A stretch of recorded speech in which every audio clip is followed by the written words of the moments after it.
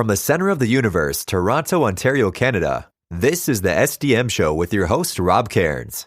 The SDM Show focuses on business, life, productivity, digital marketing, WordPress, and more. Sit back, relax, grab your favorite drink, and enjoy the show. Here is Rob. Hey everybody, Rob Cairns here. I'm the founder, CEO, and chief creator of Amazing Ideas at Stunning Digital Marketing. In today's podcast, I have something a little special for you. I thought after several podcasts, 3 of them actually in a WordPress space, have passed episodes 200 in the last month. We get the 3 of us together, and that's Nathan Wrigley of WP Builds and Bob Dunn of Doodoo and myself. And I entitled this very special epic podcast, Tips from WordPress Podcast Legends.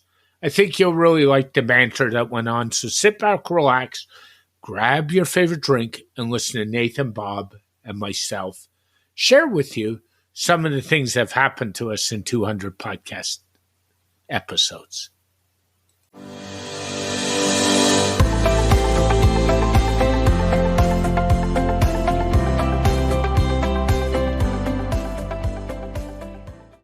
Hey everybody, Rob Cairns here. Today I'm here with 2 good friends in the podcast world, Nathan Wrigley and Bob Dunn. How are you gentlemen today? We're both waiting to say something because we didn't want to talk over each other because we know that. Exactly what I was doing. And I thought I'll go for another second and then I'll leave in. But I'm fine. Glad you are. Good, Bob. It's funny. We got 3 podcasters here have all gone over 200 episodes on their shows recently, and we all have nothing to say. This could be a fun hour, to say the least, guys. I often wonder how much more I've got to say, and maybe I have literally run out. Yeah, Do you see what I did there? Do you see what I did there? I actually figured it out roughly on our estimated episodes, and when we each had 200, that's about a total of 150 hours between the 3 of us. So that's a lot of Bob, Nathan, and Rob. Yeah. Way more than anybody can handle when you really think about it. I'm not sure it's very wise. And they get us all in small doses because we all kind of cross-pollinate. So, it's been interesting. Let's start with Nathan. Nathan, do you want to share, in the WordPress world, we talk about the WordPress origin story. So I thought we'd share our podcast origin story. So let's start with Nathan. Okay. Yeah. So I was building websites when it was all tables, really. So I don't know how long ago that is, but before CSS. And then CSS came along and I ended up using a CMS called Drupal, which I really enjoyed using, and various other bits and pieces. I used Magento for e-commerce and things. I just found that CMSs were a much quicker way for me to build websites. But then I got a bit fed up of using those CMSs for a variety of reasons. And I decided in about 2014, something like that I'd give WordPress a try. It had always been on my horizon, but I'd never managed to use it. And really liked it. Immediately fell in love with it and thought, this is the one. I'm going to keep using this. And then it was about that time when Facebook groups were kind of kicking off. I feels it was about that time. So 2014, something like that. And there was Facebook groups popping up for everything. And one of them was a plugin which I used and still use to this day called Beaver Builder. And there was a thriving, burgeoning Beaver Builder group, which is still going, by the way. You can find it on Facebook. And hung out in there and tried to answer some questions where I knew what I was talking about, but mostly was consuming knowledge from other people. And struck up a friendship with a chap called David Wormsley, who was producing YouTube videos at the time all about Beaver Builder. And I think probably asked him a few questions, and he was very helpful and polite. And I think we ended up taking the conversation offline, and out of nowhere, I just sort of asked him one day, do you fancy doing a podcast? And it kind of blew me over. He said, yeah, all right, let's give it a go. We'll try 1 or 2 episodes. I had no experience at all at that point, even public speaking, never put a mic in front of my mouth or spoke out loud particularly. And we just thought, let's give it a go. So we decided to schedule a time, and we thought, let's do a couple of episodes. put them out and see how it goes. And that was in 2016. And ever since then, I've been doing podcasts pretty much every week all about WordPress. So yeah, that's my story. Yeah, it's been quite the journey. And for those who don't know, Nathan does This Week in WordPress, which typically runs right now. It's at like 10 a.m. Eastern time, but usually 9 a.m. Eastern time. Britain seems to be a little behind on the DST clock change. And yeah. I've heard that you're getting rid of daylight saving, aren't you? Isn't that a thing in your US is the US? Okay, yeah, the US. Whatever. It's I'm like, okay, yeah. Supposedly that's what they're saying in the news. Yeah, we definitely don't overlap. Sometimes we're like 3 or 4 hours apart, and sometimes we're 5 hours apart. So yeah. Yeah, and supposedly Ontario will move once the U.S. moves. So, Bob, do something with those politicians down there. Bob, you've been podcasting a long time, and you and I have known each other a long, long time, probably over 10 years now.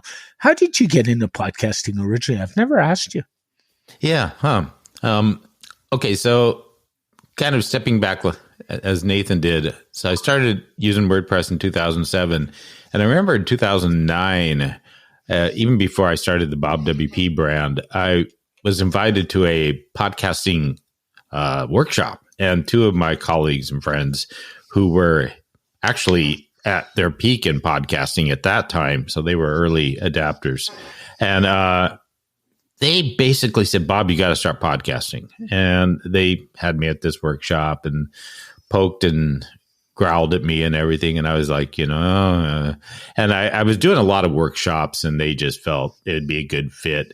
And so I walked away and said, yeah, I'll certainly think about it. And I wasn't really enamored with the idea. It was like it's a bit overwhelming. I was still running our agency, our marketing agency, kind of on the latter end of that. But I had client work and I just thought, man, I don't know, the blog seems to be working. So I actually woke up 5 years later and it just dawned on me. It just hit me at one point. I said, okay, I'm going to do it. Kind of like Nathan said, it just was something to do. I put together this horrifying little podcast called WP Breakdown. And it was supposed to be a play on words, breaking down WordPress, but then having a breakdown. And nobody really caught on to that. But, I thought of it myself. So I did these little short podcasts and they were really just basically regurgitating what I was writing about and, talking about at workshops even then. And after I think I did that for about 14 months, I thought, wow, this podcast kind of sucks. I'd listen to it. And I think, people really like this thing. It's not really, I was talking about products and things like that. So it was kind of a verbal review, but a little bit more commentary thrown in. And I just dropped it. I said, until I come up with the idea, I'm not doing this again. So I think it took me about 12 months or so before I thought of Do the Woo. And basically that was so I quit the one in 2015, started Do the Woo in 2016. And then there was a long journey between then and now. I think I've done like 7 podcasts. And right now I have the one Do the Woo. I mean, I still have that one going. And yeah, that's pretty much it. Yeah, did you say 7 that's podcasts? A bit of You've a done ride. 7 different ones with different titles and different websites and all of that. Yeah, it was, and I think my longest lasting one was about 3 or 4 episodes. Okay. Yeah. You're really trying things out. Yeah. Yeah. So, and the interesting little nugget I'll throw in there is I started Do the Woo. And after about, 10 episodes, I decided to go a different route with that podcast and made it what was called the WP e-commerce show, more of a broader e-commerce podcast. And I did that for about 180 episodes. And I think I had started Do the Woo while I was doing that one. And after 180 episodes of that, I just decided, okay, I'm going to drop this one, continue with do the woo and, see where it goes. So it's been a lot of juggling and different little short ones I started and stuff. And it's, I don't feel there's anything wrong with venturing into something and saying, okay, this doesn't work even after a few episodes, it's like, whatever. So, but it's been interesting. I've tried a lot of different formats and a lot of different things. And you typically do yours, Bob, all on record, where Nathan does one live show and does the rest of his own record. Yeah. I did live. I hated it. I just had a lot of issues, and I don't know if Nathan has this, but I have a lot of guests coming from all around the world, and the internet issues with live streaming really became an issue, even with some of my hosts, because of internet connectivity. So I ended up actually dropping that for that particular reason, because there was, we were losing people sometimes in the middle of it, guests and stuff. And unfortunately, that just was, kind of the nature of my audience and my guests that I had on, and it just didn't work. Yeah, it's curious. I've had a couple of times where the platform has died.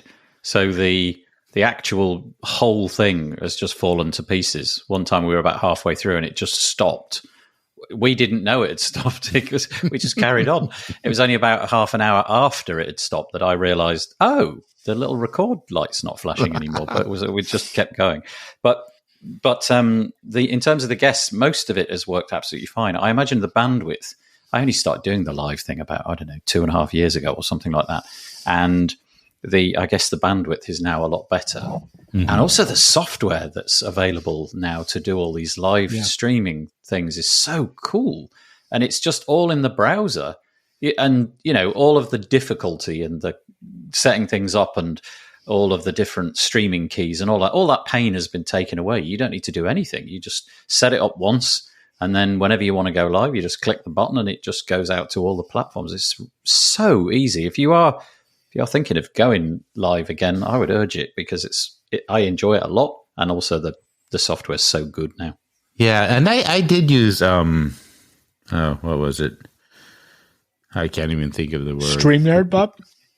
Yeah, I think so. StreamYard, yeah. And I used it for, this was within the last year. I used it for a few episodes. And there was just a few people that the quality was very, very, the audio was cutting in and out a lot. Yeah. And there was just a lot of issues around. And I don't know, I'm old school, it's like one of those, sometimes I'm very innovative and creative, and other times I just kind of fall back and I think of radio times, and I like the voice only, and it's almost a personal preference probably for me. It's not necessarily always, what is best or what somebody else should do. Is just kind of works best for me.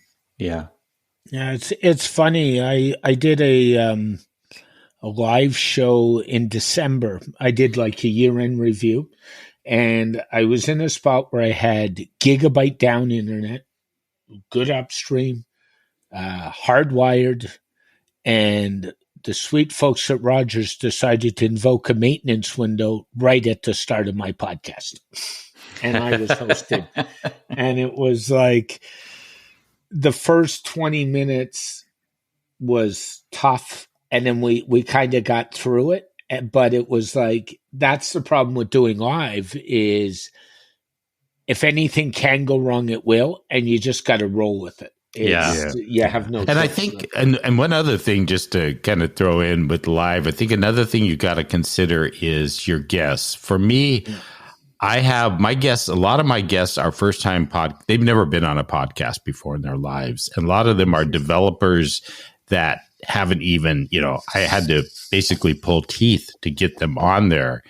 That comfort level of them knowing it's recorded and I can edit it and things like that really helps with them. And so again, it's not necessarily the technology or anything.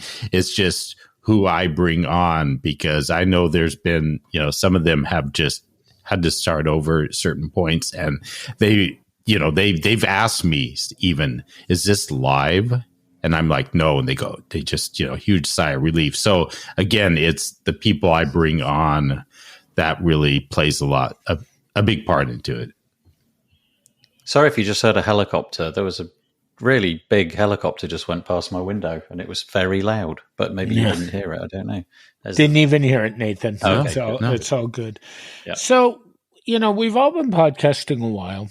We've all tried different formats. We've all played with. Let's start with Bob. What would be one or two things when you started podcasting, if you had to do over now, what would you have done differently? I would not quit drinking alcohol. I think no. I'm sorry, that was really facetious. But I don't think it's that kind of that answer that I don't think I'd do anything differently because I've dabbled and tried so many different things. Maybe I could even say, well, I wish I would have started out doing it this way, but then I don't think I would have lived through the experiences sometimes of complete failure that I knew that this wasn't the right direction to go. So I personally, I wouldn't do anything differently. I kind of wish I would have started it a bit earlier, looking back on it. But then again, hindsight, what can you say? But I don't really think so. Nathan, the same question to you. Yeah, I think I'm pretty much in Bob's camp there. I don't really have too many regrets in life.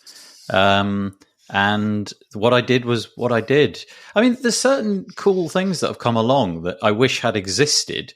Don't know if that comes under the purview of that question. So there's all sorts of clever software now that will transcribe things, and the microphones have got more affordable and things like that, and the computers got more powerful and the internet's got quicker. But in terms of doing things differently, probably not a lot. We changed the format quite a few times just to see how it worked, and ended up sticking with what we've got now for quite a long time.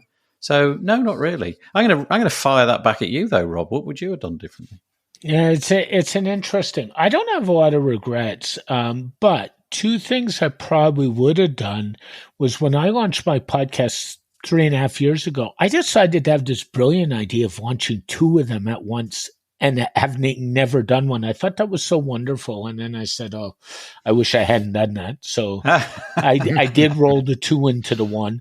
And the other big thing, and I think we're all here with Castos as a podcast host, I believe, right? Yeah. And I think the one thing I did, and I don't think it's a regret, it's a learning experience. I would never have gone with a free podcast host. So I went with Anchor originally, and then about a year ago, I kind of, after talking to numerous people, decided Castos was my right fit. And a shout out to the guys at the team at Castos. Their support is wonderful. So, I mean, but that's all part of the learning experience and the journey.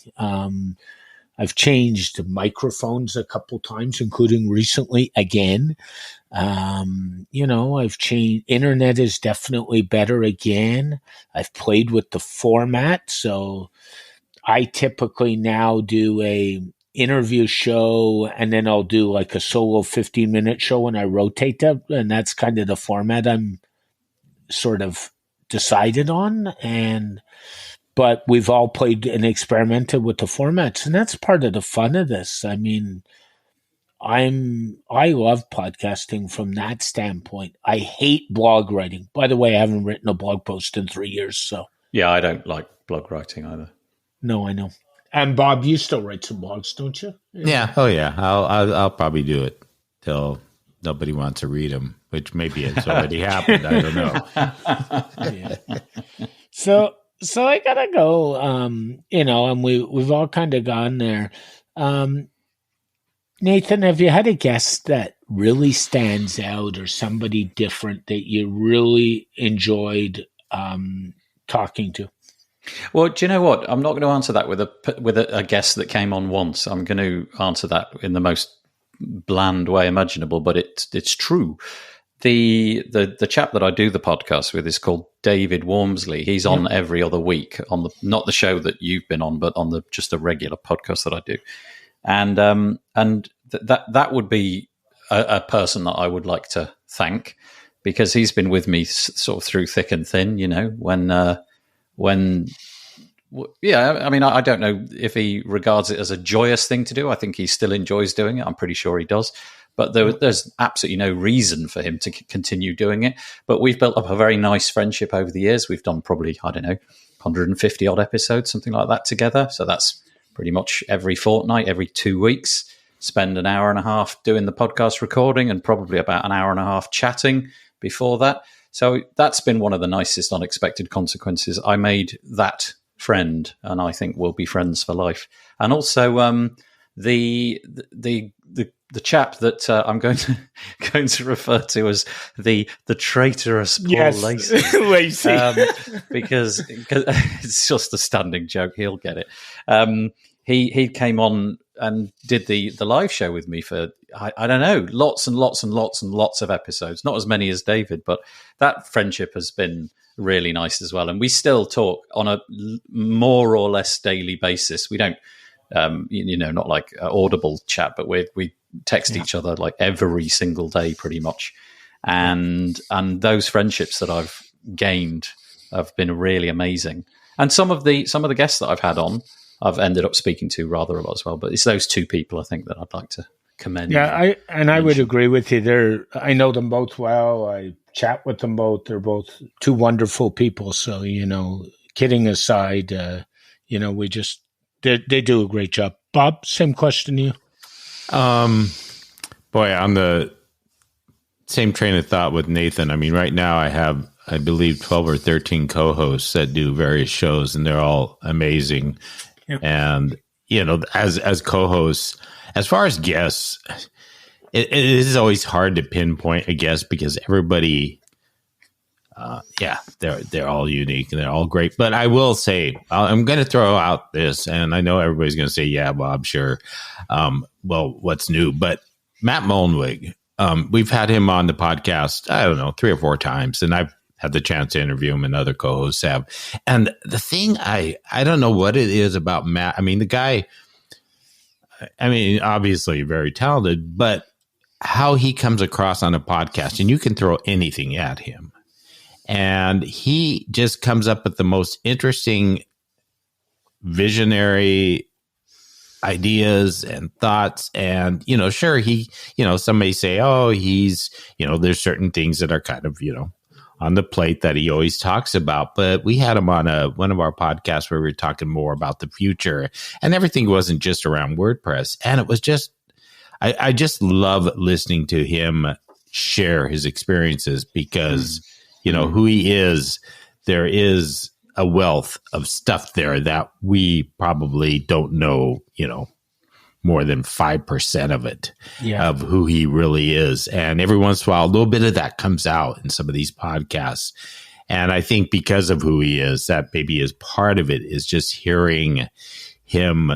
And he's always very honest and open. I don't care what anybody says. I don't care, if you have criticism or you have adoration for him, he does have a way of explaining things that just like, he covers it.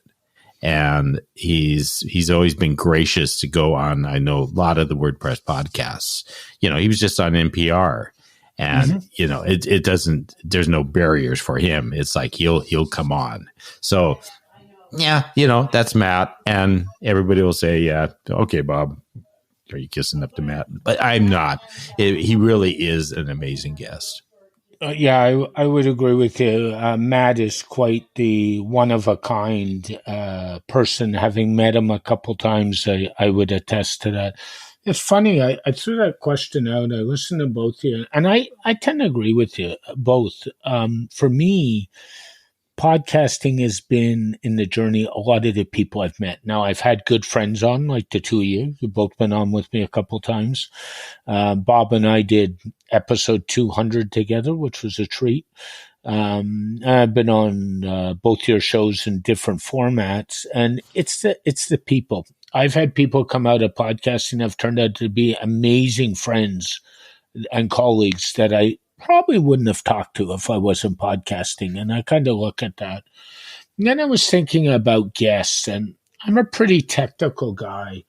And recently, in the last couple of months, I did a podcast with Matthias Ventura, the lead Gutenberg architect. And, Nathan, our friend Paul Lacey is going to say, oh, no, not again. Here we go with blocks again. And, and that's not meant as a bad thing. Paul and I have talked about this at length, that we're kind of in different camps. But I got on one day with Matthias and Birgit Polyhack, who's well known in the WordPress community. And we talked about what I actually did when I moved to Gutenberg, and we broke it down. And it was more like 3 people sitting around having coffee, shooting the technical stuff, saying, what could we have done better? And what could we have done here? And what I would say is about our community is, one of the things I've always said, and I find this even more as a podcaster, is people are so welcoming in our community generally. Not everybody, but as a whole. So when you go and say, I'd really like to talk to you, or I'd really like to do this, or I'd really like to do that, people are so open. And that makes our community a pretty special place. Nice. So that's kind of, yeah. So Nathan, you were talking about, you had a live show where your service stopped working. Is that the only time you've lost a podcast in the middle? Yeah, honestly, I think if anybody does listen to this and sort of thinks I'd like to start a podcast, the technical boundaries of it are so small these days. Yes. I think you really have to try quite hard to mess it up. In that I just started with Skype actually, and I had this bit of software on the Mac called, I don't know, it was like Ecamm recorder for Skype, and I think I did about 150 episodes just recording through Skype, and it was absolutely fine. And we're now using a piece of software called Zencaster, and basically, unless your computer crashes or the internet dies, you're going to succeed. And if the internet dies, which it has a couple of times, I've just rescheduled it and done it on another occasion. So I've really had very, very few catastrophes. There's been a couple of episodes where I've listened back and I've thought, is that one going to go out or not? And I won't mention any names, but there's been a couple where I just thought, actually, I don't know if that went as well as I would need it to have gone. So whilst that wasn't a technical catastrophe, it might have been a failure on my part to ask the wrong questions. Or it may have been that the guest wasn't quite as prepared as I would have liked, or something like that. So I think maybe I've done that once, possibly twice, but I've always reached out. I had one guest actually who communicated with me after the recording. It was about a month after the recording, and said, "Can we do it all again? I don't think my answers were that good." And so we did it all again. And I thought the first one was absolutely fine, but I thought, okay, let's give it another shot. But you don't need anything. You need a computer of some kind. It doesn't have to be. I mean, for audio, it really doesn't have to be a good machine. You need a mic, but you don't need anything more than a $30 mic. I guess the more money you spend, the better it will sound. But you don't need a fabulous mic. You just need a quiet spot and the time and a booking system. Get a booking system. Yes. And no helicopters, Nathan? No, exactly, yeah. Right on cue. Get a booking system so that you don't have to, when you communicate with guests, you don't have to do that whole email thing. You can just send them the link and hopefully they'll book onto your show. So no total catastrophes particularly. Bob, have you had any yourself? Do you want to share? Oh, man, let's see. I'm thinking back because I've used about every podcast platform. I mean, I'm on Riverside.fm right now, which I absolutely love. I would never go back to any of the other ones after using that one. And it's been really good. It actually records locally, and then it if somebody drops, we've had people drop. Yeah, it happens, like you said, Nathan. It's almost like the one thing I've learned is, well, let me tell you this, and then I'm going to end it with that. As far as really catastrophes, I did do one of the Nathan things. One time there was a lady on one of my other podcasts, my other e-commerce podcast. She was lived in.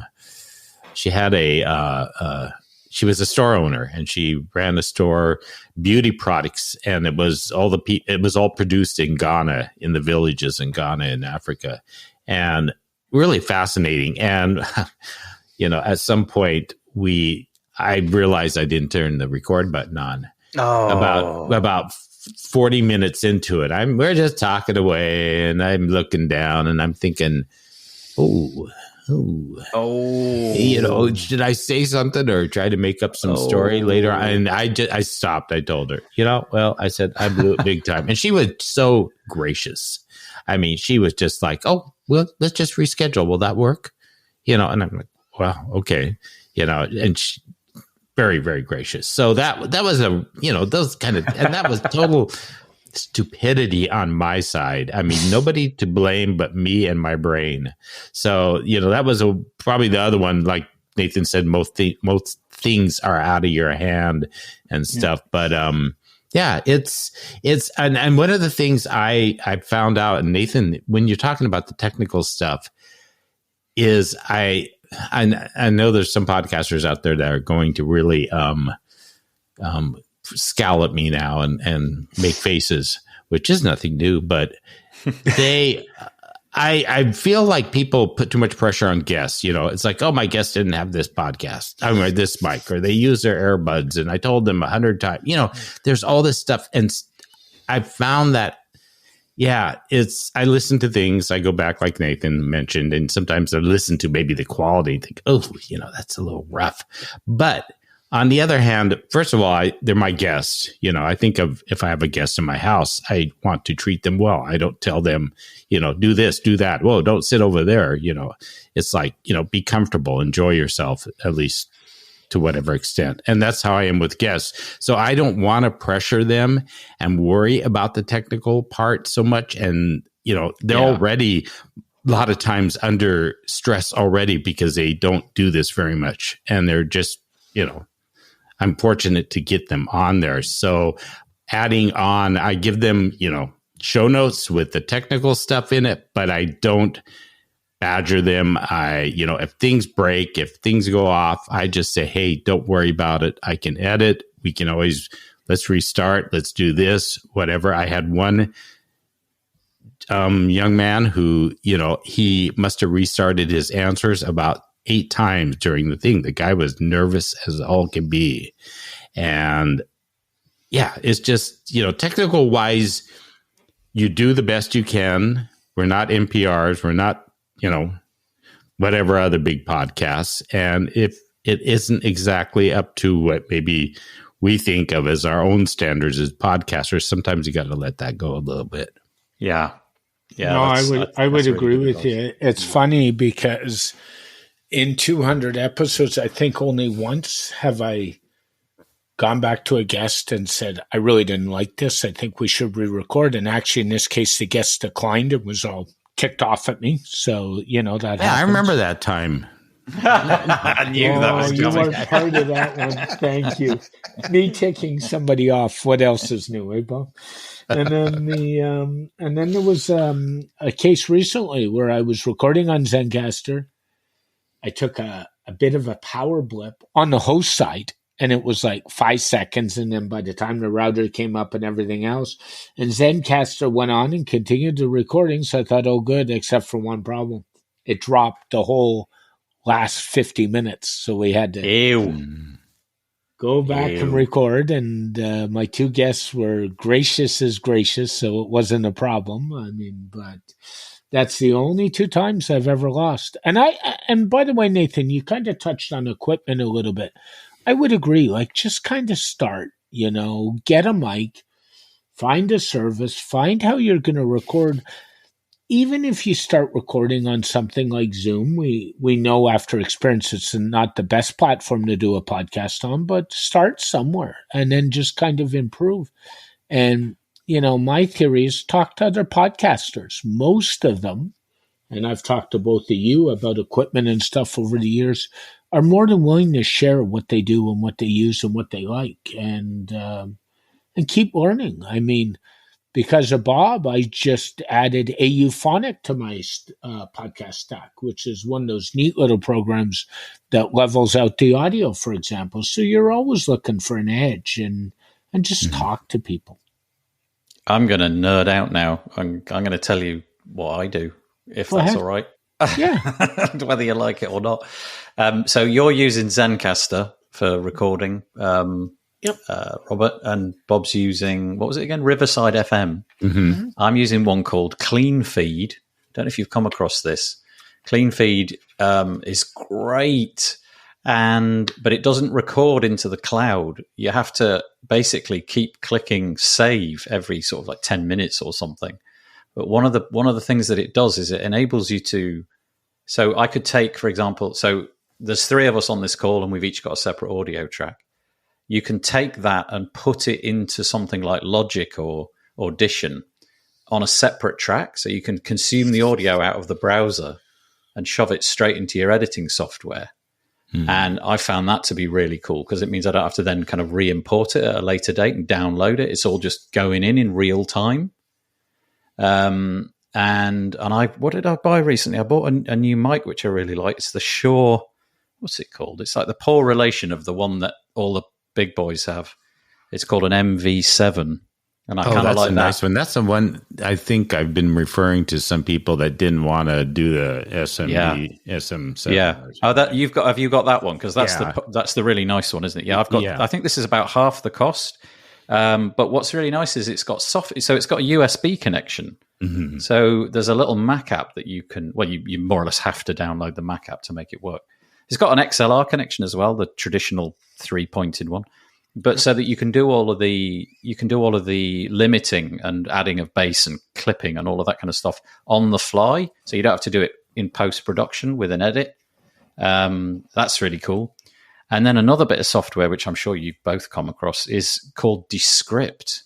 Oh, yes. Which is just like, it's their voodoo. Sound studio. Oh, it's totally voodoo. You just throw an audio file at it and it transcribes it in real time, and then you can edit the words. So let's say, for example, I say the sentence, "I like cheese," and I didn't mean to say that. I can actually highlight the words on the screen, click delete on the keyboard, and it will remove the corresponding audio, which is just cool. Mm-hmm. So if you say a lot, you can search and replace with nothing. You can just say, okay, find every time I say and just replace it with, just delete it. So that's kind of nice. That's a nice bit of kit. It's called Descript. Yeah, I use that one. I don't do any editing in it because I kind of have my own workflow, which is crazy in its own way. But the thing I do like, and I kind of interjected it there, is the Sound Studio. They have this thing that will actually, you can run through a track and it will clear up the echo. And sometimes it's not really, it doesn't do it well. Other times it does it wonderfully. It'll clear out background echo and a little bit of that, some extra noise in the background if somebody's not using, maybe they're using the AirPods or something like that. And sometimes it's phenomenal. It changes it. It almost sounds like they were in a studio. I'm just looking it up right now. This is on a Mac, is it? It's a dedicated piece of software. I think Sound Studio 4 is what I'm looking at. Is that it? Yeah, it's a little button. When you upload your file, you just toggle a button on your track, and then you can adjust the level of what it does, because sometimes it can really do weird things. So you have to kind of pick out parts and stuff because especially on people with heavy accents, sometimes really heavy accents, it doesn't work quite as well. So it's good when it works. So. Yeah, so funny, and I'm kind of the rogue guy here. I do all my podcasting on a Windows machine, so Yeah. And the point of it is, like, for me, I know Windows so well, I know Linux so well. I could do it on a Mac, but I figure why at this point at my age. That explains a lot, Rob. Yeah. Oh, thank you. I'm leaving now. No, you're not.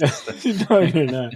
But it's true. It's like, use the tools that you've got, and we all know in this business, people like the shiny tool syndrome. And I always say to people, learn what you've got and use it effectively and make it really, really good. And then when you want to improve on that, if you got a reason to do it, Like my latest toy that I've added to my mix as of yesterday, I didn't have it on Monday. I now take my mic and I send it through a Behringer input box, which is USB to my laptop. So I go XLR from my mic to the Behringer and then the Behringer to the laptop. So I've now got the audio mixer in the middle of the chain, and I've actually, interestingly, I bought the Behringer that has 2 inputs. Not that I need them, but who knows down the road what I'll be doing. So I constantly am obsessing about the latest thing to buy. I want to buy some things which will allow me to go out on the road when, well, I mean, we kind of are at this point fairly optimistic about COVID, but obviously for the last couple of years we've been inside, and being in the house has been all the options that we've got. But I'm kind of keen to get back to WordCamps, and so I'm exploring all of these portable bits of kit. There's a company who produce all sorts of great portable audio equipment called Zoom, and they produce dozens of different microphones. But they've got this thing called the P4, which is it's like the size of your hand, but you can plug four microphones into it, and basically it's a tiny little portable podcast studio. So you need that, a power supply, which can be batteries, and your microphones, and you could be in any coffee shop, any bar, anywhere doing the podcast. And I kind of like the idea of doing a bit of that in the future. Yeah, I took my what is it, my Rodecaster Pro. Oh, you got one of those. Nice. Yeah, I took that on the train when I went and set that up, because you can record right into the train and you can have 4 mics on. I'm going to be taking it to WordCamp Europe as well, doing some podcasts there. So, because it has a SIM card that will hold tons of it. And it's really got a lot of nice control into it. And then I'm going to also buy the Rode Go, I think it's called GoPro. It's like, it's a wireless transmitter, so you plug the transmitter into like your iPad, and then you have two mics that you hook on to your lapel. They're not the tiny little lapel mics; they're these square mics, or you can add a lapel mic to it. And then I'm going to have have that for a little bit more mobile, going around to different booths and stuff, and doing little short podcasts with people. What's that called? The Rode GoPro? Yeah, something GoPro. There's a few different ones. There's one for video and stuff, but it's 3 little box squares you'll see, and it's something that I'm gonna be getting here soon to try out at WordCamp Europe. Isn't Amazon your friend on that one, eh, Bob? Like you just yeah. It's like I've. Anyway. Yeah, you could really go down a rabbit hole. There was me saying don't waste your money on all this technical equipment, but I think once you've been doing it for the length of time we all have, you do kind of get sucked in sometimes to thinking how you could improve it. I'm looking at these mics now. They look good. Yeah, and that's the thing, is knowing what you need. I lived on a cheaper mic for years, and it took me many years before I even upgraded to the mic I have. And you can spend money left and right and stuff, but you want to make sure you're doing it for a reason, just not because it's shiny. Yeah, it's true. One of the things I did recently too was, because I do some live stuff occasionally, is I actually went out and bought LED lights that sit on a tripod. So when I did the live show this past week on Monday, Nathan, I wasn't at home, so the lighting in that room is really good. But when I do live stuff at home, I find the lighting really bad. So I've got these 2 LED lights. They sit on tripods, 6-foot tripods, and I turn them on. And that kind of helps with the lighting just a little bit. So, I mean, you can spend all day buying stuff. It just... Yeah. And Bob talked me out of one this week. Bob, you talked me out of buying something this week or last week. So there you go. Yeah.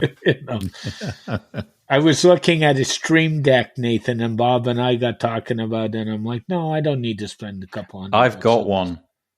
I highly recommend it. Oh, no.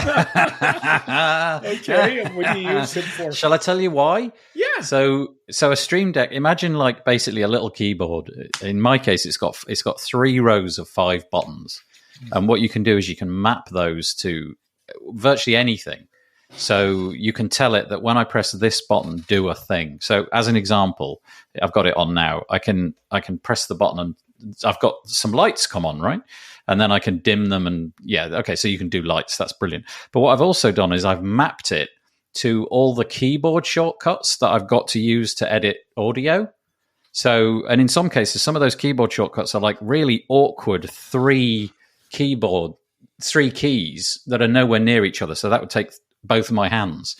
And when I'm editing audio, I'm basically using the mouse and the Stream Deck to just do the things that I need to do. So it might be like a ripple delete or something where you take a chunk and you just delete everything inside that little bit that you've highlighted, and then everything after it gets pulled back. And that on my software takes like 3 keys, but I've mapped it onto the Stream Deck so that it just does this. I just have to press 1 key. And honestly, I reckon it probably saves me like 4 seconds a year. So it's totally worth it. Yeah, that's funny. I was just going to say what I was telling Rob is, and I have one and I use it for, I have a few buttons on there I use quite a bit, but what I also found is making a point to use it. It's like I've been doing this one thing for so long, and then I think, oh, this is so slick, I can do this, and then I forget I have that damn button on there. Yeah. I'm still doing that thing over and over and over, and then every once in a while I remember to use it. So for me, it's retraining my brain to say that, okay, I have something here. I need to start doing it this way if I could only remember to do it. So for years I've been working on a MacBook. So the laptop. Mm-hmm. And the laptop's got the track. Is it called a trackpad? That rectangle at the bottom that you move your fingers around. And the trackpad, touchpad or trackpad. But so I've been using that habitually to move my mouse for ages. For literally a decade. And just 6 months or so ago, I bought a Mac Mini, which is you need a separate monitor, you need a keyboard, and a mouse, and I didn't have any touchpad, and I was by muscle memory. It was literally hysterical. I would reach into empty space and try to touch something that wasn't there, and I did it honestly like 100 times. I was just so habituated to doing this one thing on the trackpad, and it was a real kludge to do it on the mouse. Yeah. So eventually I broke down and got a trackpad for the, like a wireless one. Yeah. I did the same thing with I used my iPad, and my wife would be on now she has an iPad, but she'd be on her laptop, and I'd go over and I'd touch her screen. Oh, just do this. And I was like, oh, wait a minute. I'm back on a laptop here. Why am I touching this screen? That's right. Total idiot, So interesting how our old habits are hard. I have a friend who teaches small children at school, like primary school, and they say that most of the kids, so the budget for primary schools in the UK probably doesn't extend to many iPads. It'll be like desktop computers probably. And the kids rock up at the age of 4 or 5, and they have no idea what the keyboard is for. And they just touch the screen. And why won't it move? Okay. They don't know. Yeah, it's funny when we talk about that, because I do editing, and I have a touchpad on my laptop. I usually use 2 dual 27-inch screens because Rob needs real estate. That's just the way it is. And one of the things I've done is I did it originally for photos. I went to what's called a Whatcom touchpad. So they're touchpads that are designed for editors. And I found that it's so much easier using the tablet editor from a space perspective that I actually use it when I do video editing and when I do podcast editing, just because it's easier than using the mouse. So yeah. And I've been using, there's a lot of things like that. Yeah. I've been using it for a couple of years now, and it was recommended to me by somebody, a professional photographer actually, and I find it makes my life easy. So yeah. Let's jump into getting guests. Nathan, you do, as we know, a weekly show called This Week in WordPress. Do you find it hard getting guests on that show, or do you find it easy? How do you go about doing it? Yeah, I have just my own story about this, and that is that at the beginning, when I started my podcast, and maybe you guys are the same. When I started the podcast, I had to reach out to everybody. And very often that would be met with kind of, yeah, I can do it, or no, I can't do it. And, it was a bit of a toss of the coin. But after you've been doing it for a certain amount of time, there seems to be some critical moment where the people somehow start to ask you if they can come on to the show.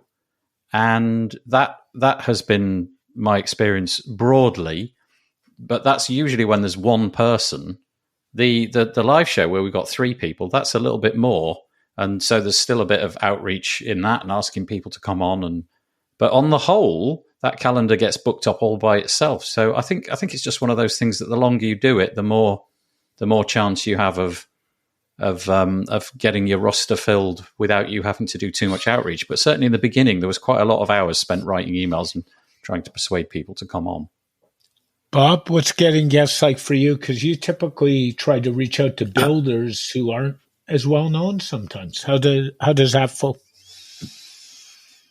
Yeah, it's interesting because I don't know if there's any one way of explaining how I do it at this point, because it's a lot different. And if for people that don't know my podcast, I do 2 episodes a week, and I'm actually moving to do more than that. But that's another thing I don't need to get into. But each one of those episodes are a little bit thematic, but they're very broadly thematic too. So we have to match the guest to the show. So if somebody, a lot of times I'm pursuing people. Sometimes I see somebody that just intrigues me talking on Twitter. I don't even know them from Adam.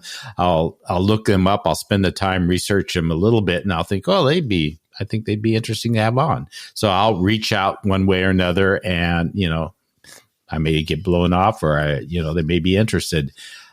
I have co-hosts that sometimes think of different guests because they're doing, again, maybe a specific show. Like one of our shows is more around the business side of it.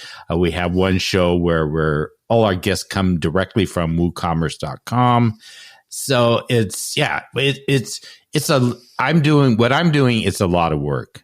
It's a lot of looking for the right people. And then if I do get people that want to be on it, then I have to match them up with something. I might say, well, you're not a fit at all, which unfortunately is about 90% of the emails I get, because they don't even talk about WooCommerce. But the other 10% that are,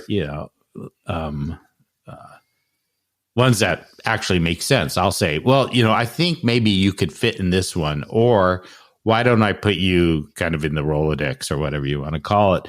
Because there could be a potential, because I'll think of a topic. We'll think of a topic and I'll start thinking, who did I talk to around that topic?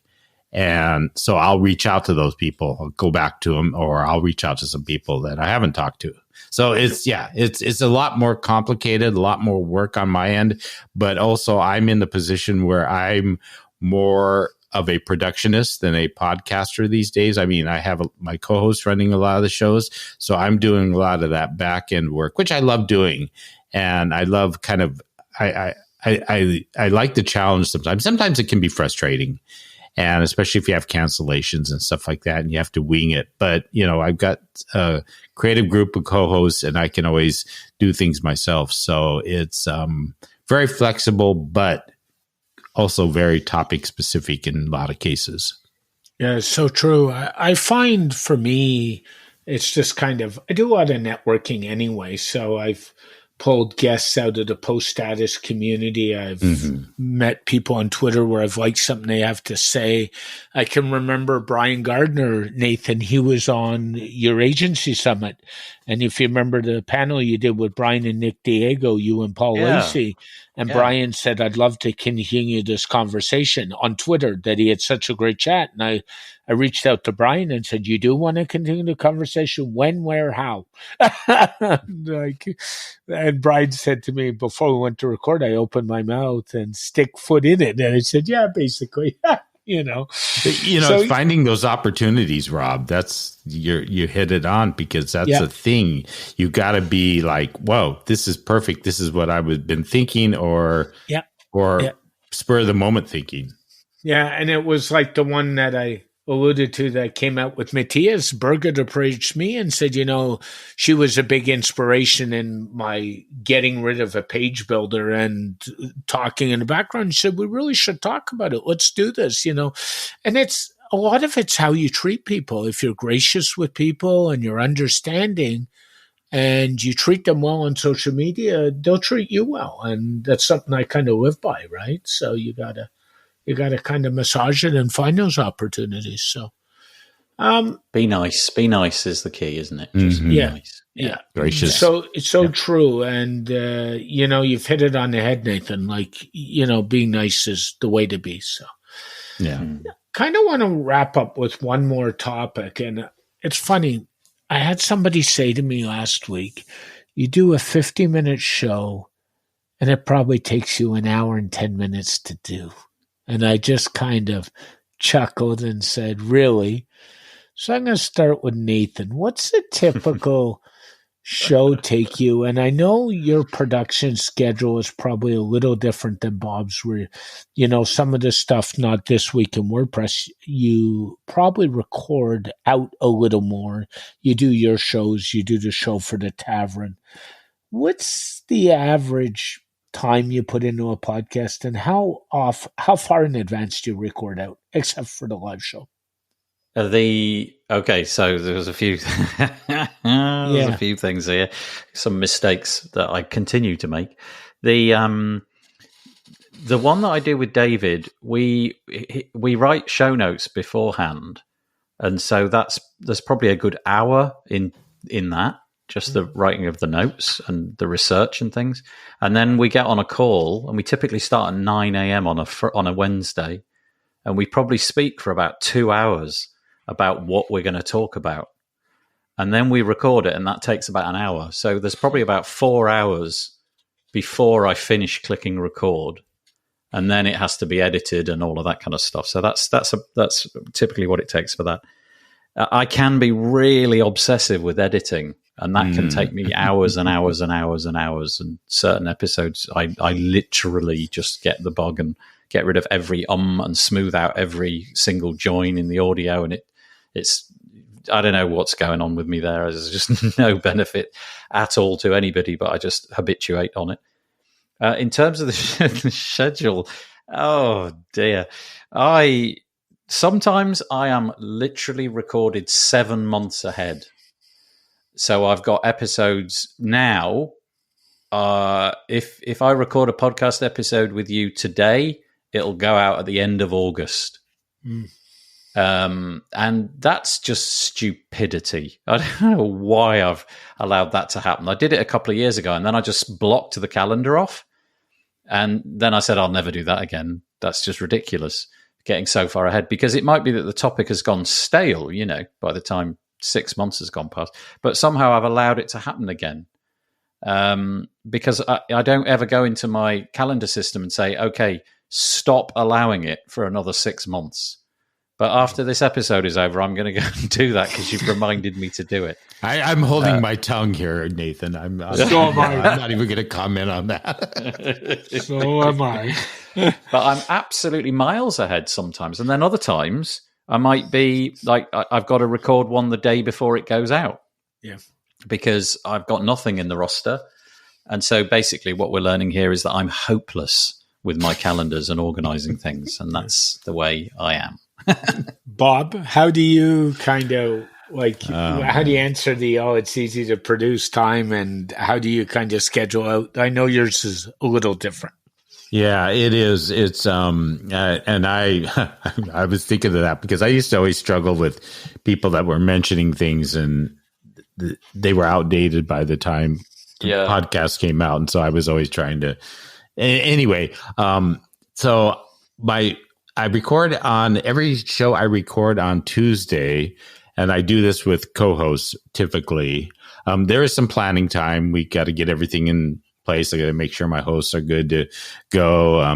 Setting up all that stuff. I don't know how much time that takes. Then, so when we record on Tuesday, we publish Thursday morning early. So it's a fairly quick turnaround. When I record on Thursday, I publish the next Tuesday. So that's a little bit, gives me a little bit more leeway. Yeah, that's nice. Yeah. And we pretty much, fortunately, my co-hosts sometimes will have a pre-chat with some of the guests, depending on the guests. We don't make it a habit, but occasionally it just has to be done. And then we do the podcast, which is typically can be about an hour or so or whatever. And then I'm like Nathan, I'm neurotic with editing. Probably, if you think of from recording to actual ending, I probably take a day to a day and a half to do that. And that and that includes, I also send out my, transcripts to be human generated at rev.com. So I pay for, quick turnaround. Obviously I need that. And I do some final editing on it, but they really clean it up, obviously, because you pay a lot more for it to be done that way rather than AI, machine generated. So yeah, so it's a process, and like Nathan said, it doesn't always go smooth. I pretty much am on schedule, though. I can't ding around. I got to do something. So sometimes I'm hustling to pull something together, or throwing in some different hours just to get things out on time. But it is fairly quick. And, people got to understand that are listening, that this is what I do. This is not some side gig or in addition to running an agency or working with clients. This is my entire life. So I have, I don't want to use the word luxury, but I, have the luxury of dedicating that time to it. Yeah.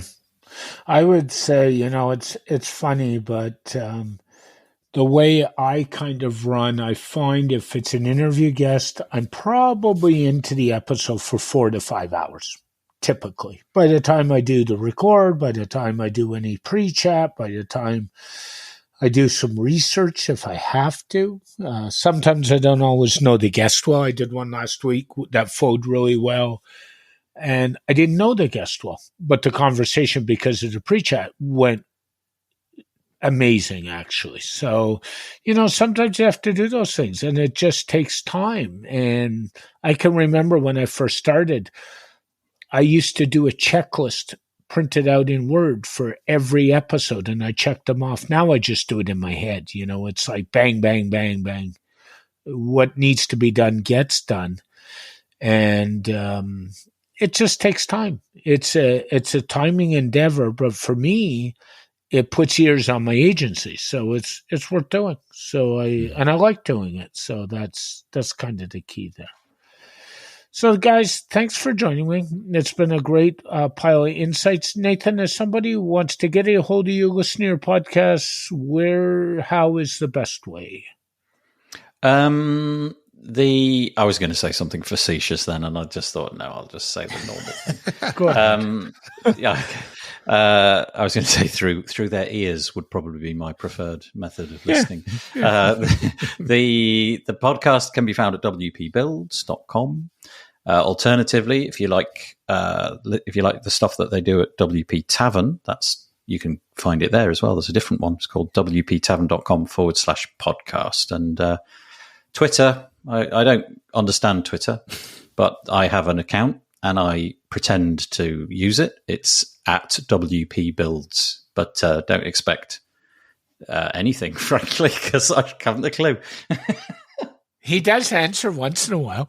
I can now reply. Yes. But I don't know I still don't understand how to see where the thread began and who replied to. I don't get it. I just email me at admin@wpbuilds.com. That's easier. So yeah, let's go with that. That's easy. Bob, how's the best way to hear your podcast to get a hold of you? please. Well, since I do understand Twitter, unlike some people, no, I'm just kidding, Nathan. This is going to be a constant dig. Nathan's going to go, when he's an old man, he's going to go to the people who don't understand Twitter home. They're all going to sit around and avoid Twitter.